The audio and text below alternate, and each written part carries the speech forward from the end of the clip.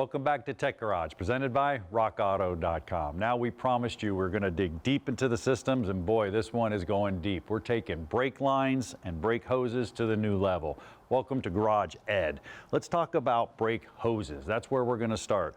Now, brake hoses have to hold a lot of pressure. In order to do that, they're actually double-line brake hoses. So you can see they may collapse on the inside. This is the outer portion. Inside of there, they may very well be collapsed or broken, and it may not be so obvious. So what's going on? Well, here's a cool tech tip for you.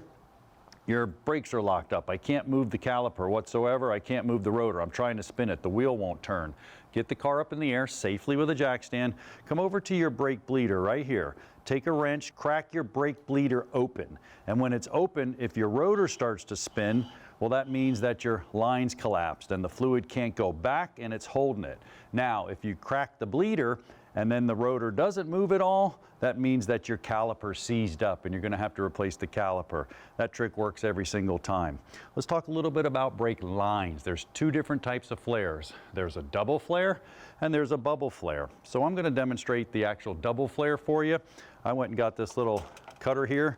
This is a line cutter, just like you would see in a plumbing store. It's no big deal. Put it on here, and what you do is spin it around.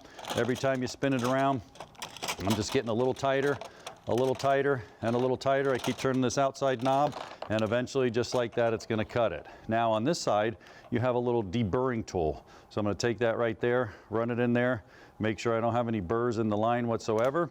Then I'm ready to go. Now, if I'm going to use a double flare, I'm going to find one of these adapters. There's several adapters in the kit. I'm going to find the one that's going to go down there and it's snug. That one works really well. And then what I'm going to do is I'm going to take the flaring bar. This is the flaring bar. And I could take the flaring bar and find the line I'm using.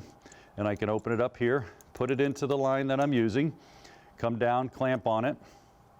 You don't want to squeeze it or collapse it, but you want to make sure you're in the right one. So when you do, I think we can go down here. Yeah, that's even better. No, we'll just keep it in that 3/16, okay?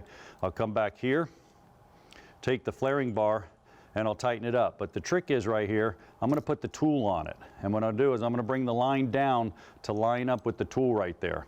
So as I spin the line and I start bringing it down, I'll loosen the tool a little bit. I bring the line down. I go right about the level of that end of that tool right there. Put it in, upside down, to process. The first thing I'm going to do is take my flaring bar, put it over there, collapse it down. Once I collapse it down, I'll remove this, come back for a second shot, put it back on there, put it in there, and collapse it down a second time. That's a double flare. Now, what does a double flare look like? You can see it right here. That's a nice double flare. Now there's also the bubble flare. Now the bubble flare, just follow the instructions. There's not a lot different to it. Just a matter of using a yoke and a flaring tool and maybe a different adapter. But be careful. You have to make sure that it matches this fitting it's going in, no matter what, okay? This is accepting a double flare, it has to be a double flare. If it's accepting a bubble flare, it has to be a bubble flare. Either way, you can make a nice double flare or a good bubble flare. And John, if you're making more of those, if you're making a bunch, you might want to upgrade because that's kind of the consumer kit. And those are perfectly serviceable, great to use, but you can make it easier. You buy yourself a pro kit like this one here. And I saw last year on the show when you use this, it's a great tool to use, make things a lot simpler. You can also do every kind of flare with this tool. And what you want to do is you find the right die for the size of the line that you're using. It's easy. You just switch those pieces around and then you secure the die into the flaring tool. Insert the brake line and you find the right adjustment on the tool according to the flare, whether you want to make a double flare or a bubble flare. And all you have to do then at that point is you pull on the lever and voila, not a whole lot of force and you have yourself a new flare. That works the best. I mean, you know, professionals do it that way.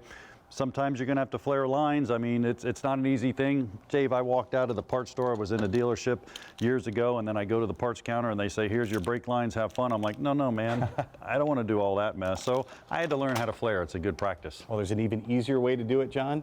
You can go to RockAuto.com, and you can get a pre-flared tube like this. I should have known. You're going to come out with a fix for anything. John, you got to work smarter, not harder. Yeah, and you do that well, especially when it comes to the Master Technician Tech Tip, and that's coming up right after the break. So take a short one. We'll be back in a couple of minutes with more Tech Garage presented by RockAuto.com.